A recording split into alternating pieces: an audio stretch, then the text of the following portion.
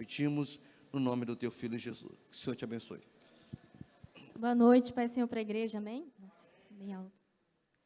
Irmãos, vamos abrir nossas Bíblias em João, capítulo 3. João, capítulo 3, versículo 16, um texto extremamente conhecido.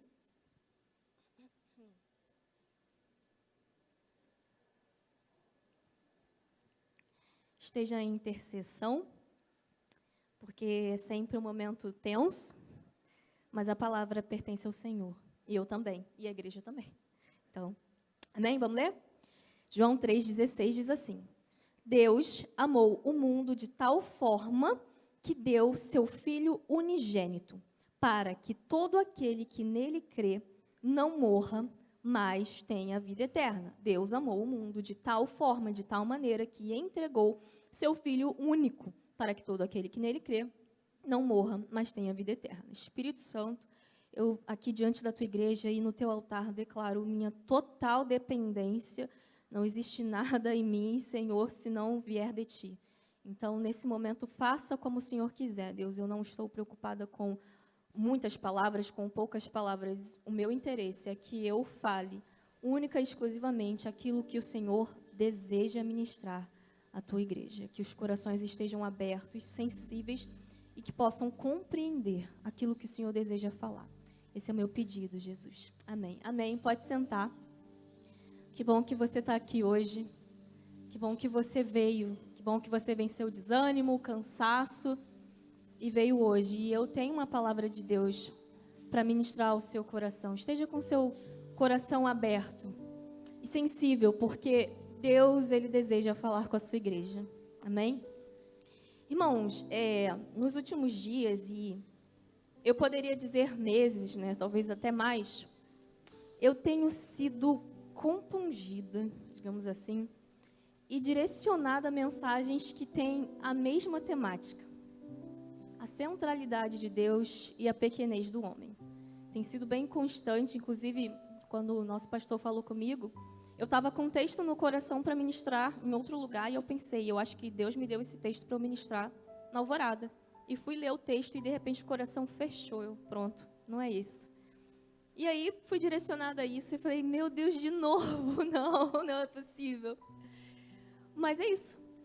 Eu estou convencida, meus irmãos, de que a mensagem que a igreja mais precisa ouvir não é sobre como alcançar vitória, não é como sobre ter um ministério famoso, conhecido, não é sobre como ter fama, dinheiro, carro. Eu estou convencida de que a mensagem que a igreja mais precisa ouvir é a mensagem que aponta para Cristo. É a mensagem onde Cristo é o centro, onde Ele é o primeiro e nós somos só agentes que Ele faz, que Ele molda como Ele quer. Eu estou convencida disso. As nossas orações, eu sinto que, vou falar de mim, as minhas orações precisam retornar a um lugar onde é menos sobre nós mesmos e mais sobre Ele, sobre o reino, sobre arrependimento, né? Há um tempo atrás, eu estava assistindo um podcast e eu estava pensando sobre essa questão da oração, né? A forma como a gente faz nossas orações. E às vezes a gente não percebe, mas a gente acaba caindo numa rotina e fazendo orações muito óbvias. Sempre falando sobre as mesmas coisas. E eu comecei a ficar incomodada com isso. Eu fiquei assim, Deus, eu estou sempre orando pelas mesmas coisas, como se não tivessem outras pautas, ou como se eu já tivesse profundamente acostumada a orar sobre isso. E assistindo um podcast, o Israel Subirá, filho do pastor Luciano Subirá, ele estava falando sobre a rotina de oração que ele tinha numa casa onde ele fez a sua faculdade, lá nos Estados Unidos. E ele falava que ele tinha uma rotina de 4 horas de oração por dia, mais ou menos, aproximadamente. E aí o Douglas, né, que era quem estava entrevistando ele, pergunta, nossa, mas 4 horas, como é que faz para conseguir orar 4 horas seguidas? E ele falando, olha, no começo era muito difícil. Eu ficava assim, meu Deus, eu vou orar sobre o quê? O que eu vou falar, assim, sabe? E ele começou a falar, dar algumas orientações, né? E ele falou assim, sobre a questão da oração do Pai Nosso. como a oração do Pai Nosso é dividida. Ela tem aquele momento de glorificação a Deus, tem aquele momento de direção de Deus, faça a tua vontade, tem aquele momento de pedir pelo pão diário, tem aquele momento de pedir pelo perdão. E ele falou que ele começou a desenvolver orações diariamente dentro de cada um desses tópicos. E aí na hora eu, acho que é aquilo que eu preciso, sabe? E aí eu orei diante do Senhor e falei, Deus, existem coisas que eu desejo viver em Ti. E eu vou começar a orar mais especificamente cada dia sobre isso. Eu estou compartilhando isso para você porque talvez seja alguma coisa que te interesse a fazer também, tá? Não porque eu desejo compartilhar da minha rotina de oração, mas é porque é algo que Deus falou comigo e que eu acredito que possa edificar a sua vida também. E eu separei diferentes assuntos, né? Não só dentro da oração do Pai Nosso, mas em outras áreas da vida. E eu dediquei um dia que é o dia da glorificação. É o dia que eu não posso pedir nada. É o dia que eu simplesmente... Que é o domingo, que eu acho que é o melhor dia para isso. Que eu coloquei o dia da glorificação. E parece que é o dia mais glorioso. De acordar de manhã e de me ajoelhar diante do Senhor e falar, eu te exalto. Por quem você é. Tudo o que eu precisava, você já fez. Então, eu não quero te pedir nada. Eu quero te glorificar. E por que eu estou falando isso, sabe, irmãos? Porque... às vezes a gente cai numa rotina de orar e falar, Deus abençoa isso, Deus abençoa aquilo, Deus faz isso, Deus faz aquilo. E parece que a gente vai se perdendo do centro, sabe? A gente vai se enchendo de tantas coisas e querendo tantas coisas e viver tantas coisas, quando pouco é necessário. E Maria, ela entendeu isso. Existe um episódio onde Jesus ele vai à casa de Marta e Maria. E Marta está lá ocupada, você conhece essa história, ela está lá cheia de coisa para fazer, querendo servir Jesus. A intenção de Marta era uma boa intenção. Enquanto Maria para tudo e fica ali aos pés de Jesus. A intenção de Marta não era uma intenção ruim, ela queria servir. Mas ela não tinha entendido que pouco era necessário. Às vezes a gente se desgasta e se mata e não sei o quê, quando Deus não pediu nada disso. Pouco é necessário. E Maria entendeu isso. Eu não estou falando que você não precisa servir, tá? Mas eu estou dizendo que existe algo prioritário. E esse algo prioritário é estar aos pés de Jesus. E Maria entendeu que pouco era necessário. A gente leu um texto extremamente conhecido e talvez você está se questionando o que tem a ver esse texto que a gente leu com o que você está falando até agora. A gente leu João 3,16, que fala que Deus amou o mundo de tal forma que entregou seu Filho unigênito para que todo aquele que nele crê não morra, mas tenha vida eterna. E aqui eu entro no tema principal da mensagem de hoje, porque Deus, Ele é o nosso modelo, e o nosso desejo é ser como Ele. E entenda bem, quando eu falo ser como Deus, eu não estou falando sobre tomar a glória que é devida a Deus, e sim sobre retornar a esse lugar de imagem e semelhança de Deus. Amém? É sobre isso que eu estou falando. E Deus é o nosso modelo. Mas apesar de ser o detentor de toda a plenitude, Rei, soberano, Senhor, acima de tudo, acima de todos, nosso Deus, nosso Pai, Criador dos céus e da terra, apesar de ser tudo isso, Ele foi capaz de entregar seu Filho amado em favor da humanidade. Ele entregou. E ao entregar Jesus, Ele não está simplesmente entregando uma parte da Trindade. Ele está entregando a si mesmo. A entrega de Jesus representa a entrega da Trindade. E aí, em Filipenses 2, do versículo 5 ao 7, diz assim, esse texto também bem conhecido, Filipenses 2, 5 ao 7, diz assim, de sorte que haja em vós o mesmo sentimento que houve também em Cristo Jesus, que, sendo em forma de Deus, não teve por usurpação ser igual a Deus, mas esvaziou-se a si mesmo, tomando forma de servo. Esvaziou-se a si mesmo, tomando a forma de servo, fazendo-se semelhante aos homens. Deus, sendo Deus, esvaziou a si mesmo. E hoje o tema da mensagem que eu quero trazer é o convite ao esvaziamento. A gente leu o texto, João 3,16, E como é um texto muito conhecido, a gente passa batido, né? Um texto comum, vai falar sobre o plano da salvação e tal, não sei o quê. É um texto muito conhecido e a gente passa desapercebido por um detalhe, porque ele fala que Deus amou de tal maneira que entregou o seu filho. Ele amou tanto que entregou o seu filho. E aqui eu entendo que não existe amor sem entrega. E isso começa no próprio Deus entregando o seu próprio filho e entregando a si mesmo. E aí, me perdoa, meu irmão, se eu soar repetitiva, até com últimas ministrações que eu trouxe, ou mesmo com o último estudo que eu trouxe, que inclusive foi sobre Filipenses 2. Mas talvez, se você é uma pessoa frequente na igreja e está atento, você vai perceber que desde o início do ano nós estamos sendo muito ministrados com mensagens que confrontam o nosso eu e apontam muito para a centralidade de Jesus. Desde que a gente começou a estudar as cartas de Paulo, elas vão sempre apontar muito para a centralidade de Jesus e falar da nossa pequenez, do quanto nós somos dependentes. A gente está numa campanha que é uma campanha que talvez a ficha ainda não caiu, mas é uma campanha não que fala sobre bênçãos materiais, e sim sobre a transformação do eu, sobre o esvaziamento do eu, sobre abrir mão das nossas mazelas, sobre abrir mão dos nossos pecados, dos nossos problemas para ser transformado e aí sim receber aquilo que Deus tem para nós.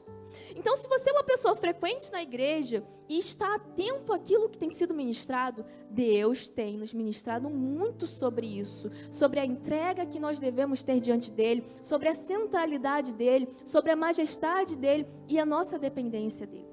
E aí, quando a gente fala de amor, né, a gente entende que uma pessoa, quando ela ama alguém, ela é capaz de fazer sacrifícios. Quando a gente ama alguém, a gente faz coisas que a gente não faria se a gente apenas gostasse. Ou se a gente apenas tivesse uma afeição. Eu gosto de fulano, aí fulano pede alguma coisa. Não, eu não vou fazer isso. Mas se é alguém que ama e que pede isso, a gente é capaz de fazer. Por quê? Porque a gente ama. Não existe amor sem entrega. Isso começa no próprio Deus entregando o seu Filho Jesus. E aí nisso eu entendo que quando falta entrega, é porque falta o quê? Amor.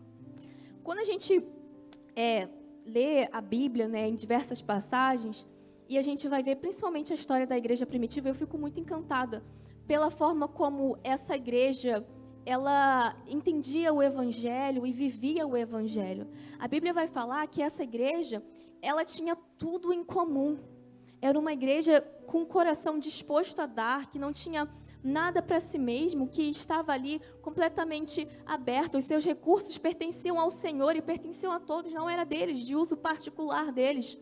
Quando a gente vai ler a história dos mártires, a gente vai ver que eram homens que estavam dispostos a entregar a própria vida por amor a Cristo e por amor ao Evangelho. Quando a gente vai ler a história de Estevão, por exemplo, Estevão, ele me encanta muito.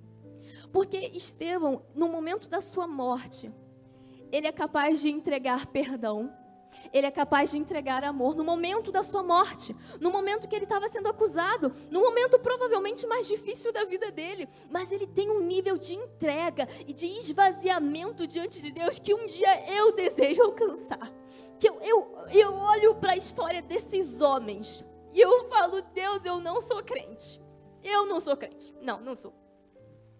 Porque a forma como eles viviam pelo Evangelho é algo que eu acho que a gente perdeu ao longo dos anos, ao longo do tempo. E eu falo como igreja, sabe? Em que momento a nossa vida passou a ser mais importante que o Evangelho?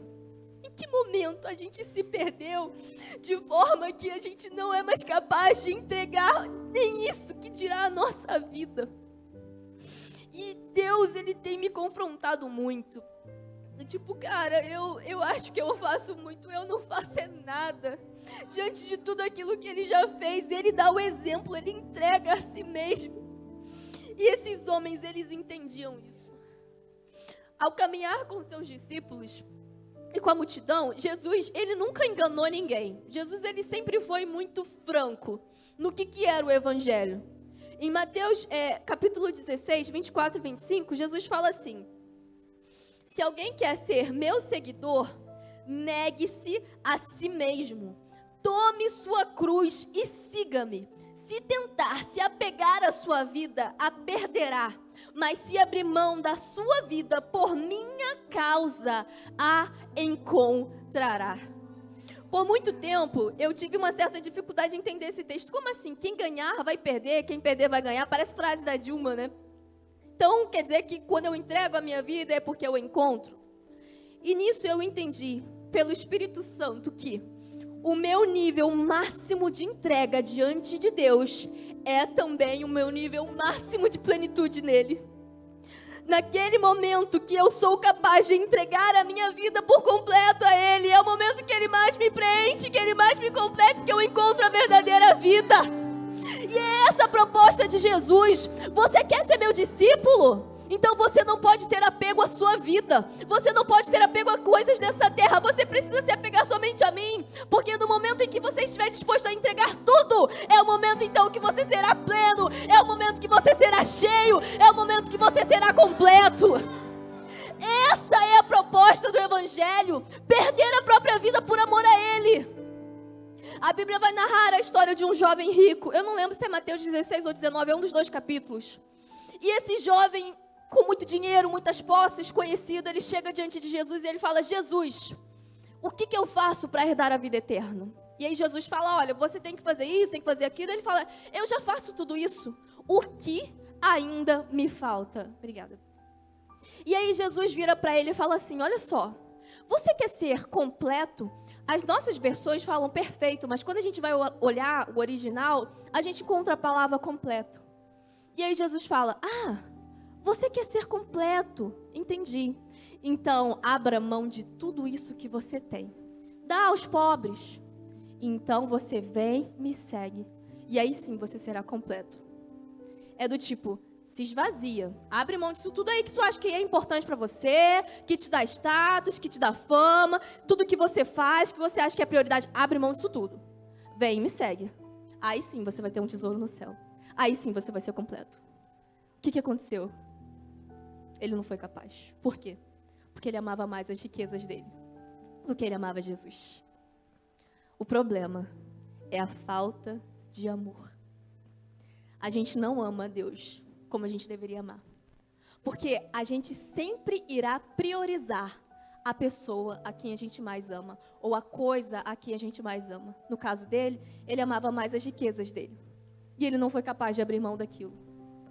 O texto que a gente leu de Mateus também fala assim: quem quiser seguir a mim, negue-se a si mesmo.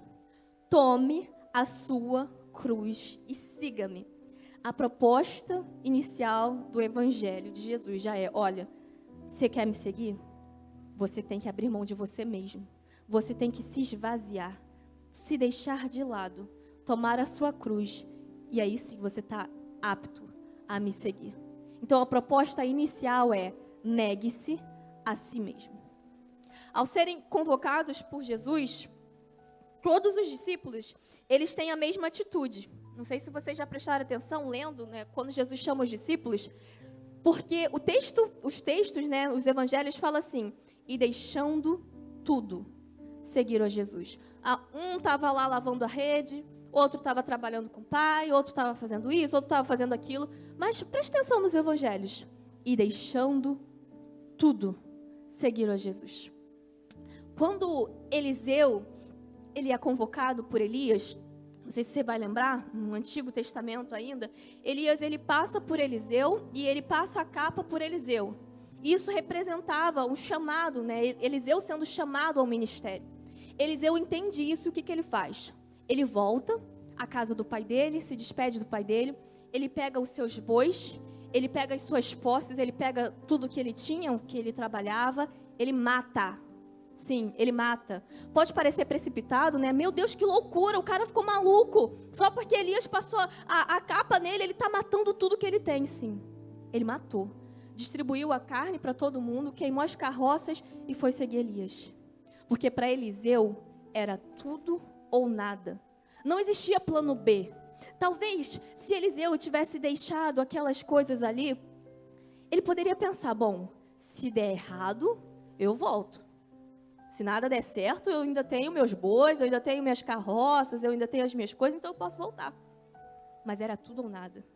Ele abre mão daquilo, porque ele entendia que existia um chamado maior, que existia uma missão maior, que existia algo que Deus estava demandando dele e foi capaz de abrir mão de tudo. Eu não estou falando, meu irmão, para você chegar em casa e queimar, para você pedir demissão do seu emprego, eu não estou falando isso não. Eu estou falando da disposição do coração de abrir mão de tudo aquilo que Deus possa te pedir em favor do Evangelho. E me entenda bem, porque quando eu falo sobre abrir mão, eu estou falando em diversos níveis. Abrir mão tanto do nosso eu, daquilo que a gente sente, das nossas mazelas, do nosso pecado, do nosso orgulho, do nosso egoísmo, da nossa vaidade. Estou falando de tudo isso, mas também estou falando do nosso tempo, dos nossos recursos, dos nossos dons, do fruto. Porque Deus, sabe o que Ele espera de você? Nada além de tudo. É isso mesmo. Exigente, né? Não, porque Ele deu tudo por você. Então Ele pode falar, eu quero tudo. Essa história, porque Deus só quer uma parte. Existe um rei, eu não lembro se é 1ª ou 2ª Crônicas, 25, capítulo 25, ou 1ª ou 2ª. Amazias, o nome desse cara. E a Bíblia vai falar que ele fez o que era reto aos olhos do Senhor, mas não com inteireza de coração. Ele até fez o que era bom, mas o coração dele não era inteiro. Deus não aceita metade. É tudo ou é nada. Eu amo ou eu não amo. O pastor Marcos C. D. Cis, ele tinha uma frase que ele falava muito: ou Deus está em primeiro lugar na sua vida, ou Ele não está, porque Ele não aceita o segundo lugar. Então, gente, meus irmãos, quando a gente fala de reino e a gente fala de evangelho, é tudo ou nada. E é isso que a gente precisa aprender. O convite de Jesus não é para retenção de riquezas. Não é para uma vida próspera. O convite de Jesus é para abnegação. Negue-se a si mesmo. Abra mão de quem você é. Esteja disposto a dar tudo aquilo que eu peço para você. Essa é a proposta de Jesus. E eu te pergunto, você quer esse evangelho? Porque esse é o evangelho. Aquilo que vem sendo pregado em muitos lugares. Existe um abençoado aí, que se diz pastor, que ele está vendendo cursos de como ser rico, né? A gente estava comentando isso esses dias. E ele vende cursos, como se tornar uma pessoa próspera. Cada curso, acho que é 300, 900 reais, por aí. Por isso que ele é rico, né? Porque ele vende nesse preço, não tem outra explicação. E, infelizmente, parece que as pessoas, elas são levadas a isso, sabe? Ter mais e mais e mais e mais e mais, porque eu preciso. É a idolatria do eu, é a idolatria do ter, é a idolatria do eu preciso. Porque o mundo, ele vai falar, olha, farinha pouca, seu pirão primeiro. Você está em primeiro lugar. Mas Jesus vai falar, olha, se o teu inimigo estiver com fome, você pega da sua comida e você dá para ele. Se ele estiver com sede, você pega da sua água e você dá para ele. O mundo vai falar, se ame acima de tudo, você precisa se amar acima de todas as coisas. Enquanto Jesus vai falar, ame a Deus sobre todas as coisas e ame ao seu próximo como a ti mesmo. Gente, a realidade do Evangelho não caminha em conjunto com a expectativa da sociedade ou com os padrões da sociedade. O Evangelho, ele vai na contramão. O Evangelho, ele nos aponta a abrir mão de quem nós somos, daquilo que nós pensamos ser importante em favor e em amor do Senhor. E além de falar sobre negar a nós mesmos, Jesus, ele também nos ensina a repartir aquilo que nós temos. Atos, no capítulo 20, versículo 35, vai falar, melhor é dar do que receber. E talvez falte a gente entender isso. A gente tem achado que reter é sucesso, mas no reino de Deus, sucesso é entrega. É o quanto você está disposto a dar, é o quanto você está disposto a entregar. E aí, eu entendo que nesse nosso desejo de reter, existem algumas questões que precisam ser apontadas. Uma, o nosso egocentrismo. A gente no centro. Não, eu preciso disso, eu preciso dessa fama, eu preciso desse status. Outro, nossa falta de amor a Deus. A gente não ama Deus o suficiente. Por não amar Deus o suficiente, a gente não abre mão o suficiente. Mas outro, a nossa falta de fé na provisão de Deus. A gente vem falando muito sobre a questão da obra da igreja. E talvez nisso você pense, não, mas eu não posso ajudar, porque se eu ajudar vai faltar para minha casa. Isso revela uma coisa, falta de fé.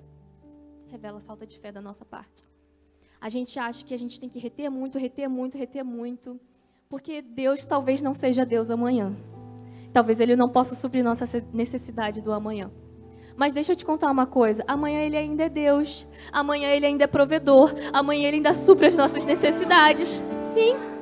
Quando o povo estava caminhando no deserto, Deus mandava o alimento diariamente. E Deus falou para o povo, olha só, não tenta guardar não. O que o povo fez? Guardou. Por quê? Porque a gente gosta de reter. Não, eu preciso ter mais.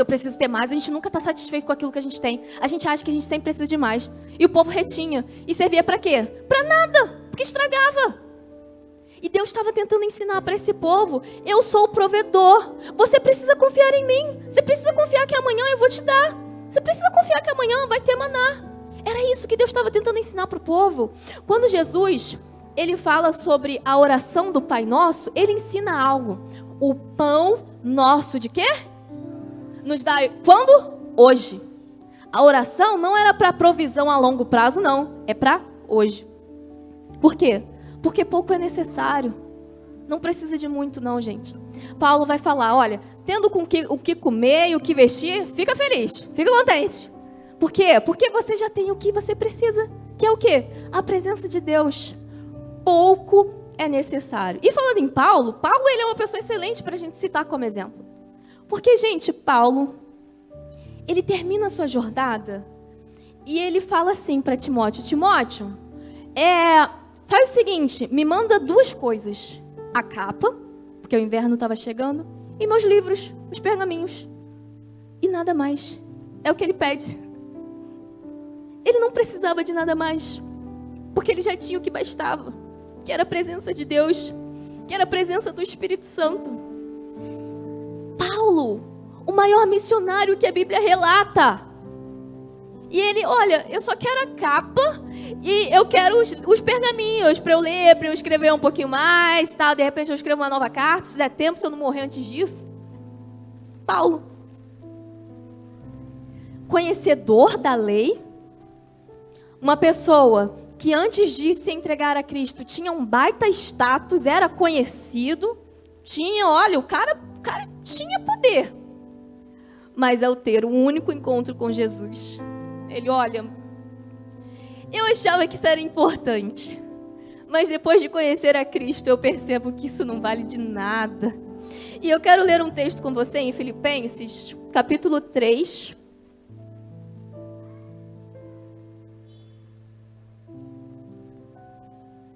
Filipenses capítulo 3, do verso 4 ao 9. Diz assim, Paulo falando. Ele está falando sobre ele poder se orgulhar e tal. Não vou ler desde o início para a gente ganhar tempo. Ainda que, se outros pensam ter motivos para confiar nos próprios esforços, eu teria ainda mais. Fui circuncidado com 8 dias de vida. Sou israelita de nascimento, da tribo de Benjamim, um verdadeiro hebreu. Era membro dos fariseus, extremamente obediente à lei judaica. Era tão zeloso que persegui a igreja. E quanto à justiça, cumpri a lei com todo rigor. Pensava que essas coisas eram valiosas, mas agora as considero insignificantes por causa de Cristo. Sim, todas as outras coisas são insignificantes comparadas ao ganho inestimável de conhecer a Cristo Jesus, meu Senhor. Por causa dele, deixei de lado todas as coisas e as considero menos que lixo, a fim de ganhar a Cristo e nele ser encontrado. Não conto mais com a minha própria justiça, que vem da obediência da lei, mas sim com a justiça que vem pela fé em Cristo. Pois é com base na fé que Deus nos declara justos. Pensava que essas coisas eram valiosas, mas agora não tem valor. Por quê? Porque que eu encontrei a Cristo. Que eu encontrei o meu Salvador. E tudo perde o valor quando a gente se encontra com Ele. E esse cara tinha status, esse cara tinha poder. Mas ele, olha, não faz mais sentido. É esterco, como dizem algumas versões. É menos do que lixo. Todas as coisas eu fui capaz de abrir mão. E Paulo, ele vivia com uma expectativa ardente da eternidade. E eu acho que talvez é isso que falta na gente. Porque pensa comigo. Você é brasileiro. E aí você vai fazer uma viagem para os Estados Unidos, mas você sabe que você vai voltar. Você vai para lá querer construir um monte de riquezas que vão ficar lá quando você voltar para o Brasil? Não, não faz sentido. Qual sentido construir riquezas na sua pátria? Nós não somos desse mundo. Não faz sentido construir riquezas aqui. Não faz sentido. Porque um dia a gente vai voltar para nossa pátria celeste. E parece que a gente tem perdido de vista essa expectativa de, cara, talvez Jesus volte hoje, talvez Ele volte amanhã. E será que eu estou construindo tesouros diante dEle? Ou será que eu estou construindo coisas dessa terra que vão ficar aqui? Coisas que só fazem eu querer me apegar e me apegar mais e mais a esse lugar sujo, inundado no pecado. Falta em mim a expectativa ardente da volta de Cristo. Falta, eu vou falar em mim, falta em mim. É isso que a gente precisa. A expectativa de Jesus. Eu até tenho essas coisas, mas eu sou capaz de abrir mão. Porque eu encontrei o Senhor. E tendo encontrado o Senhor, eu não preciso de mais nada. Lucas vai falar: aonde estiver seu tesouro, ali estará também o seu coração. Seu tesouro está onde? Está aqui nessa terra. Então seu coração está aqui. E aí eu volto. Nos falta amor a Deus. Nos falta amor a Deus, porque é a quem você mais ama. É a quem você mais prioriza. E eu quero ler Lucas, a gente já está perto de acabar. Lucas capítulo 12, mas eu preciso muito ler esse texto com você. Lucas capítulo 12, a partir do versículo 15, diz assim, preste muita atenção nessa leitura. Em seguida disse, Jesus falando no caso, cuidado, guardem-se de todo tipo de ganância. A vida de uma pessoa não é definida pela quantidade dos seus bens. Então lhes contou uma parábola. Um homem rico tinha uma propriedade fértil que produziu boas colheitas. Pensou consigo, o que devo fazer? Não tenho espaço para toda a minha colheita. Por fim disse, já sei, vou derrubar os celeiros e construir outros maiores. Assim terei espaço suficiente para todo o meu trigo e meus outros bens. Então direi a mim mesmo, amigo, você guardou o suficiente para muitos anos. Agora descanse, come, beba e alegre-se. Mas Deus lhe disse, louco, você morrerá essa noite. E então quem ficará com o fruto do seu trabalho? Sim, é loucura acumular riquezas terrenas e não ser rico para com Deus. Então, voltando-se para os seus discípulos, Jesus disse, por isso eu lhes digo, que não se preocupem com a vida diária, se terão o suficiente para comer, ou com o corpo, se terão o suficiente para se vestir, pois a vida é mais que a comida, e o corpo é mais do que a roupa. Observem os corvos, eles não plantam, nem colhem, nem guardam comida em celeiros, pois Deus os alimenta. E vocês valem muito mais que qualquer pássaro. Qual de vocês, por mais preocupado que esteja, pode acrescentar ao menos 1 hora à sua vida? E se não podem fazer uma coisa tão pequena, de que adianta se preocupar com as maiores? Observem como crescem os lírios. Não trabalham, nem fazem suas roupas, e no entanto, nem Salomão em toda a sua glória se vestiu como eles. E se Deus mexe com tamanha beleza as flores, que hoje estão aqui e amanhã são lançadas ao fogo, não muito mais será generoso com vocês, gente de pequena fé. Não se inquietem com o que comer e o que beber. Não se preocupem com essas coisas. Elas ocupam os pensamentos dos pagãos, de todo mundo. Mas seu Pai já sabe que vocês precisam. Busquem acima de tudo o reino de Deus, e essas coisas lhes serão dadas. Não tenham medo, pequeno rebanho, pois seu Pai tem grande alegria em lhes dar o reino. Vendam seus bens e deem aos necessitados. Com isso, ajuntarão tesouros no céu, e as bolsas no céu não se desgastam e nem se desfazem. Seu tesouro estará seguro. Nenhum ladrão o roubará, e nenhuma traça o destruirá. Onde o seu tesouro estiver, ali também estará seu coração. Estejam vestidos, prontos para servir, e mantenham suas lâmpadas acesas, como se esperassem o seu Senhor voltar do banquete de casamento. Então poderão abrir-lhe a porta e deixar entrar no momento em que ele chegar e bater.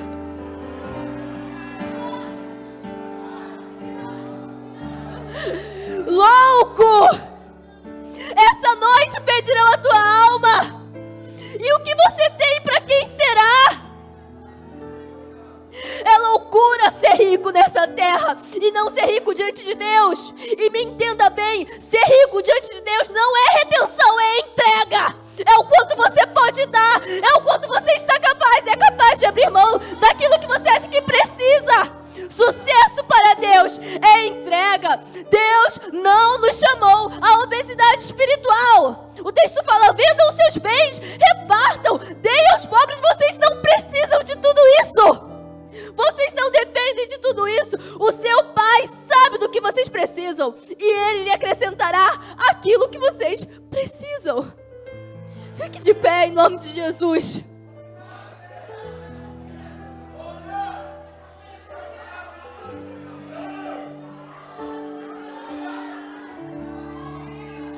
Irmãos, a mensagem de hoje é uma mensagem muito óbvia. Você já ouviu falar sobre isso? Não existe novidade. Mas eu penso que a gente precisa voltar à obviedade. A gente precisa retornar, fazer o caminho de volta. Quando Jesus ele vai repreender a igreja de Éfeso, ele fala: olha, parabéns, vocês estão fazendo tudo muito bem, mas falta amor. Aí ele fala o quê? Volta, faz o caminho de volta, porque falta amor. E muitas vezes nos falta amor ao Senhor, porque quem a gente mais ama é quem a gente mais prioriza. Então, se você prioriza o seu pecado, é porque você ama mais o seu pecado. Se você prioriza as suas riquezas, é porque você ama mais as suas riquezas. Se você prioriza a sua vaidade, é porque você ama mais a sua vaidade. Deus não nos chamou à retenção. Não. Deus nos chamou ao esvaziamento. E hoje, diante do Senhor, eu desejo fazer uma oração. Eu não vou te chamar aqui na frente, mas é uma oração de entrega, Deus. De Deus, me perdoa e me ajude a ser como eu preciso ser. Ah, Senhor.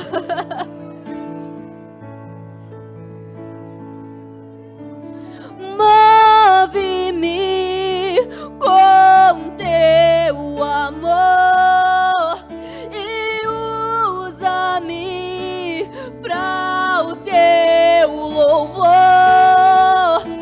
Ensina-me a ouvir o teu coração.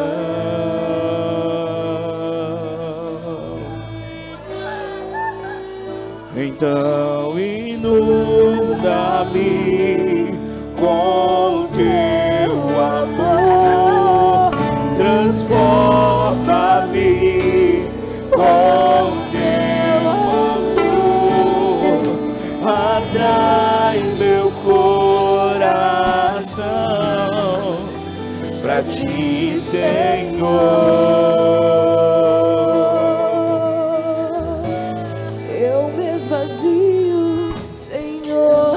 Senhor Jesus, eu entreguei a tua mensagem, Deus. Eu entreguei a tua mensagem, ciente de que o Senhor ministrou a mim primeiro, Senhor. Ah, Deus, mais uma vez diante do teu altar eu te peço perdão por muitas vezes valorizar mais a mim mesma, Senhor, do que o teu evangelho. Senhor, leva a tua igreja a este lugar onde a gente seja capaz de abrir mão de tudo por amor ao Senhor. Nos ensina a te amar, Jesus. Nos ensina a te priorizar, Jesus.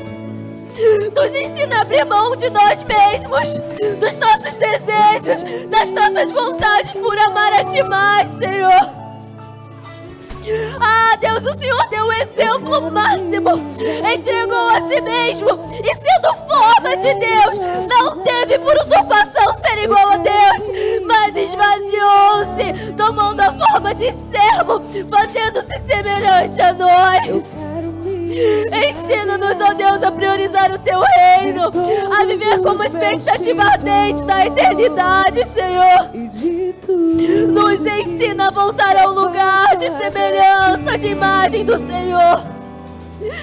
Ah, Deus, nos aperfeiçoa. Nós estamos tentando, nós estamos caminhando. Que a gente seja menos apegado a vitórias, a bens materiais, e apegado àquilo que realmente importa, aquilo que realmente tem valor. Que a gente não esteja juntando tesouros nessa terra, mas tesouros do céu, onde não existe ladrão, onde não existe traça, onde não existe ferrugem, Senhor. Ajuda-nos, Senhor, a alcançar, Deus, a estatura de varão perfeito e ser aprovado pelo Senhor. E no dia da nossa morte poder dizer: eu combati o bom combate, eu acabei a carreira, eu guardei a fé. Eu só preciso de uma capa, eu só preciso de um livro, eu não preciso de mais nada, porque eu já tenho a Cristo. Que assim seja nas nossas vidas, Senhor. Glória sejam dadas ao Teu nome pela Tua preciosa, rica palavra. Nós te amamos, Jesus. Amém. Tu és o ar que eu respiro, Tua presença me